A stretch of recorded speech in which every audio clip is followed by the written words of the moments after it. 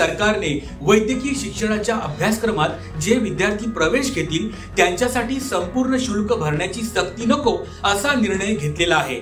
यामुळे विद्यार्थ्यांचं शैक्षणिक नुकसान होणार नाही। राजश्री शाहू महाराज शिक्षण शुल्क शिष्यवृत्ती योजनेअंतर्गत जी रक्कम विद्यार्थ्यांना मिळते ती रक्कम बँक खात्यात जमा झाल्यावरच विद्यार्थी महाविद्यालयात जमा करतात। त्यामुळे आता विद्यार्थ्यांकडून 50% रक्कम प्रवेश घेतेवेळी घेणे अपेक्षित आहे असा निर्णय शासनाने घेतलेला आहे। यामुळे पात्र विद्यार्थ्यांना शिष्यवृत्ती स्वरूपात जे शिक्षण शुल्क बँकेत जमा होते ते प्रवेशाच्या वेळी घेऊ नये असा महत्त्वाचा निर्णय शासनाने घेतलेला आहे।